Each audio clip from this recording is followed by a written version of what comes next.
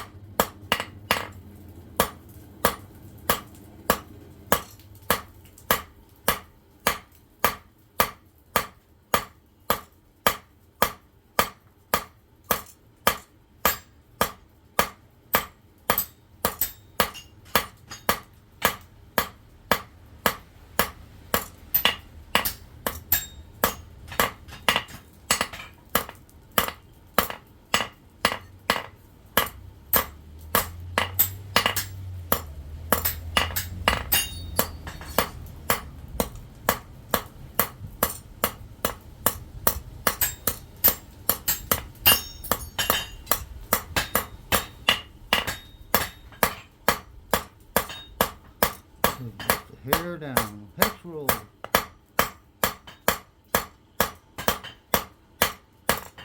Okay.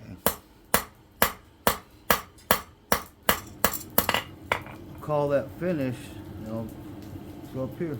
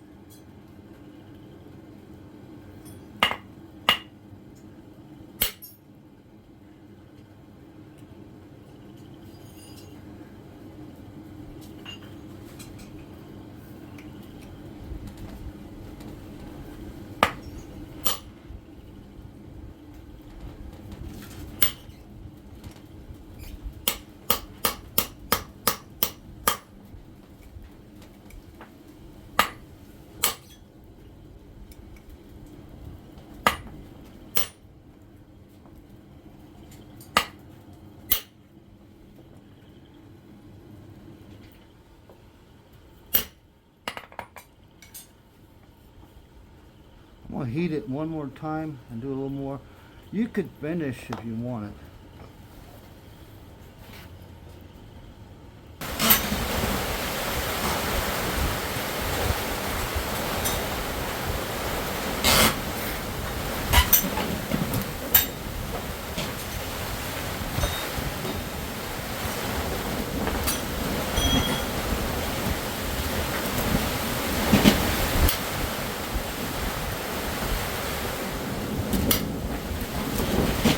Llewellyn coming in now.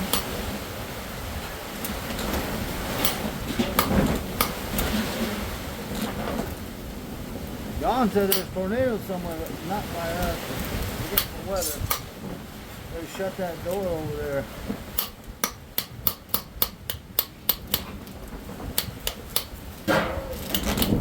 Anyway, look at that. Now that heat may come back, and I can, give it life.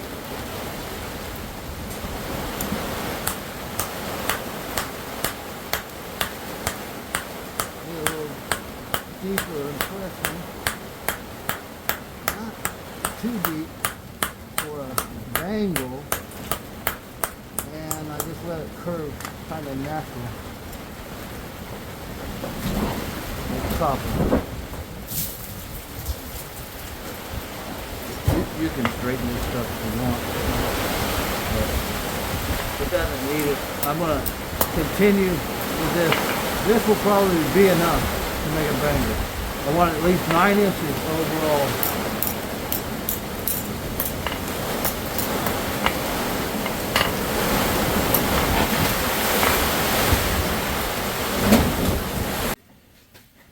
Okay, storm's gone. Continue on.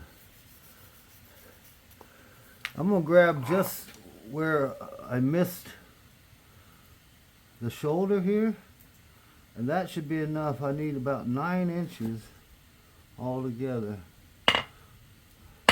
So.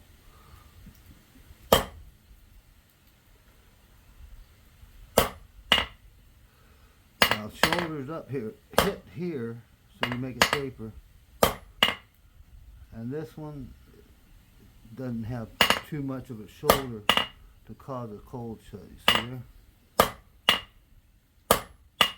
And yeah, that part will come up.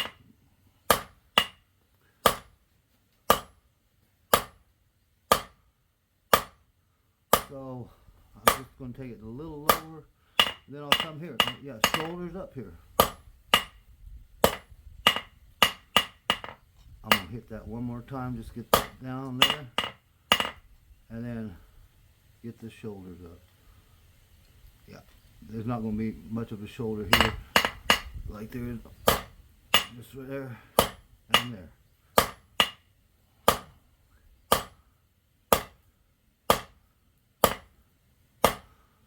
Don't hit your the big shoulder. How about that? So I'll come here.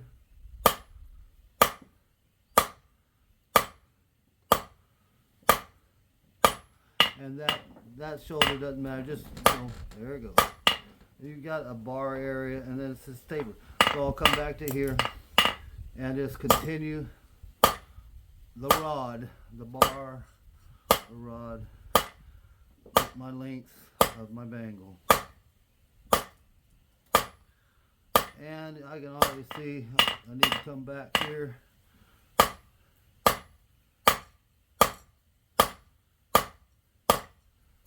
And you're just looking for a square that's about as big as your circle. I'll leave that a lead in bigger part here, and I'm going to start to diagonal it here. Use a flat.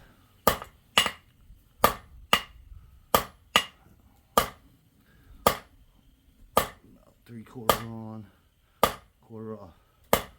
And then right here, hex roll.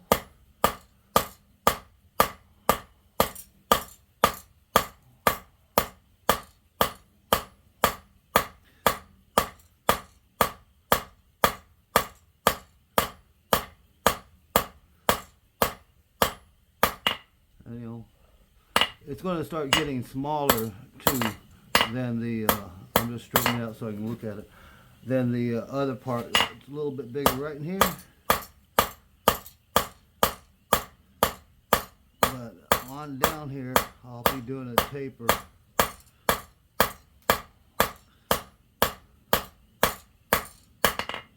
Okay, I'm just going to go ahead and heat it up again. And I'll show you, I'm shooting for 9 inches, minimal, but you can get up to 12 or so. There's 8, this is 9. So I've got plenty, a little bit more than I need probably, with that extra little bit.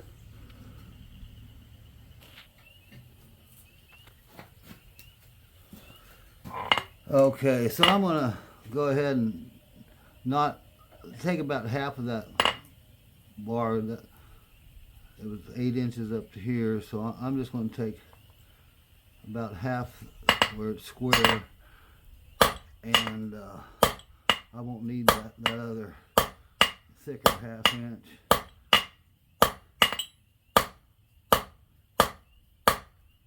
It grows quite a bit more than you think. That's a little bit bigger, but I'm going to go ahead and take it all the way back to there, right to that hump, and just make it smaller. Start getting smaller than it is up there.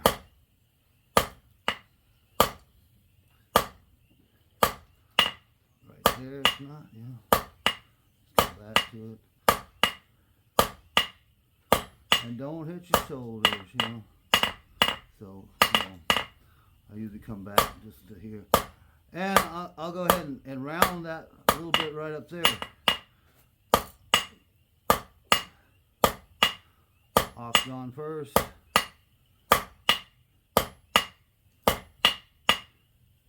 And, you know, that's where it's the lead-in taper. Just leave that alone. Alright, hex roll.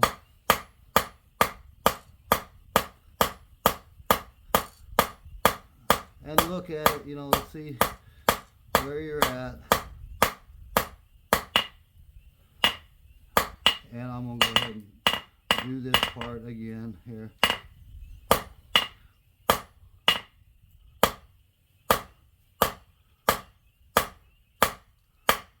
You basically want to, you know, finish up there so you don't have to hammer near that leaf and all that.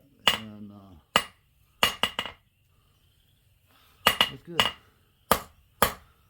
And I'll hex roll it. And I'll do my final taper. I'll go ahead and take a heat. I could do it without it, but just checking this a little bit.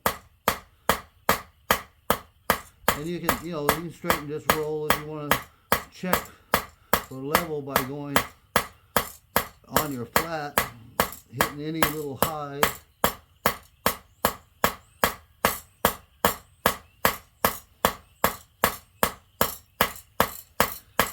You know, it'll clang, clang. Well, it won't clang, clang when it's hot like this, but it'll jump up and down. You grab something that's not a taper or a bar across your animal. So you're just basically hitting little highs and just feeling with your hammer, you know. Here you watch, don't hit your shoulders. Straighten. So I'll show you the length also.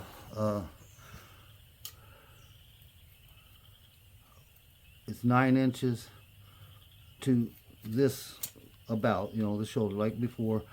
And so we've only got, for minimal, what's right here is what we're looking at. We've got less than 1 inch to go. And that's going to come quite a bit more than 1 inch.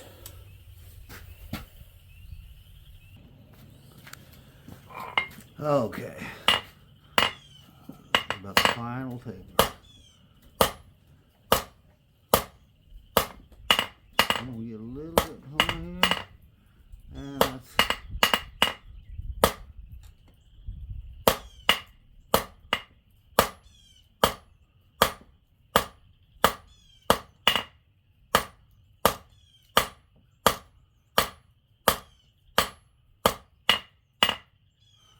ahead and round that up right there. We're starting to taper from the rod a little bit more.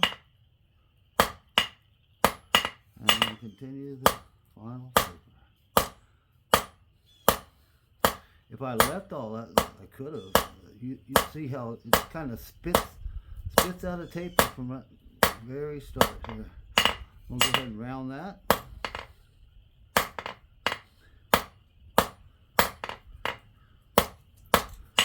And that's a little flat spot there. Let's roll.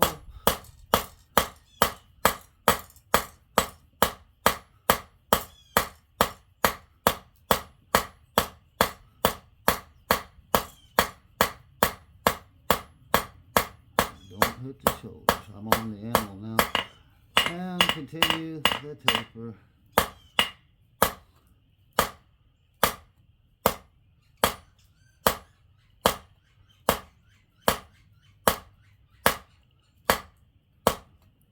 Okay, that's going to be enough.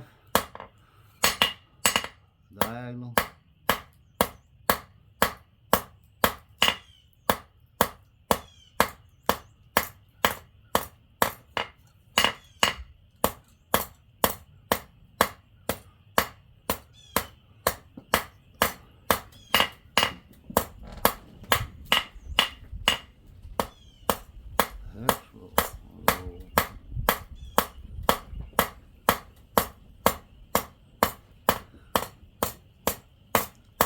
Looping it like this helps you to avoid hitting the shoulder when the shoulder's straight up and down. The diagonal approach keeps you away from that. And that's fine right now. So, you know, if you need to straighten it, you basically, but, you know, the weight when it's hot and stuff can do that. It gets rigid when you hammer, so it's not work hardened or anything like that. You hear a tinny sound. Whoop. Oh, check this. You see, we're 9 inches right there. If you need to get more, you can grab my up here or whatever, but do that before you do the final taper. And I'll do the roll scroll next. I'm going to cool off the leaf and a little bit of the stem, but leave the rest hot.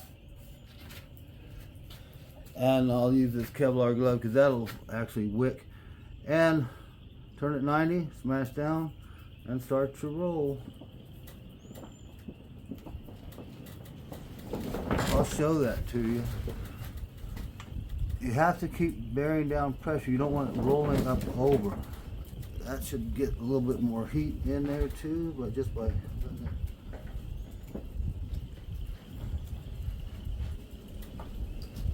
I'll show you this.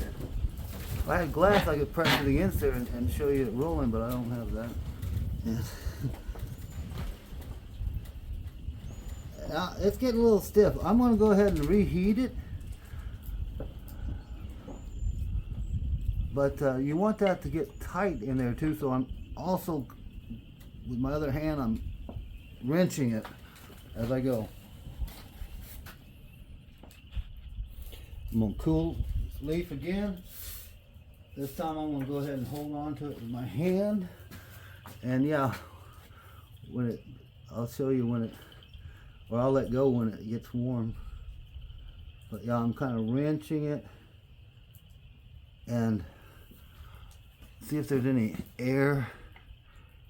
It looks pretty good. So I can either roll more or force it to not roll. I'm going to, since it's only 9, I'm not going to roll too much. I'm just putting pressure here. You can see this, see where the water is and it's not, it'll come up there all the way to my hand. So I'm just making it where it will ring off. It's still scrolling just a hair, but it's also getting a little weak in there. It'll surprise you how long you can turn this until it rings it off. And there you go. I usually put a little, do a little fooling right there. But if you need to straighten it, which I will on this, right here, you know, where it started to scroll with the tension. And you know, you can put a little fuller mark in there. Let me see, I got one right here. Yeah, there. And I do this too when I do it around the mandrel. You could take the burr off, but fuller will do it too. And I'll do it one more time.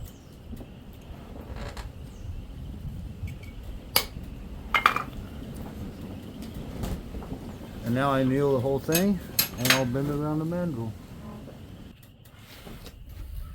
Okay, just drop it in some water. Get it screened. And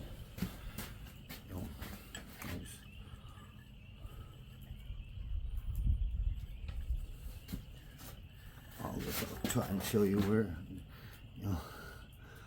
And this, I want to, you know, I'll do this leaf, and I want it to cross over a little bit, and I'm going to take it on that side. I can turn it over here, and then I'll hammer it with, not a hammer, but wood or something. And if you're tapered right, you're not going to get kinks or anything. And you just fit it to the mandrel. This is a 2 1/4 inch OD pipe. And that's the normal size for the bangle. And then I'll use sodium bisulfate and clean it up. But that's the copper bangle. They don't make copper rings that turn people's fingers green, but they don't mind the copper on their arm. So there's the sodium bisulfate. In hot water, it works faster, and you see the color it turned. It just did that in seconds, basically. Those oxides will brush off really easy. I do it underwater with a red Scotch-Brite pad. I'll do that next. So there it is. It's still wet, but you can clean it up even more than that. But main thing with copper, don't be grinding on it. Don't be. Oh, if you taste it, you can get arsenics related, or one of the things associated with it, and you can get metal poisoning or whatever. Yeah, forging it's no problem. Filing it's no problem. But you don't want to be polishing it and get the oxides airborne and inhaling them and stuff. You'll taste it. I've tasted it before, but this I never do. But that's it. Copper bangle.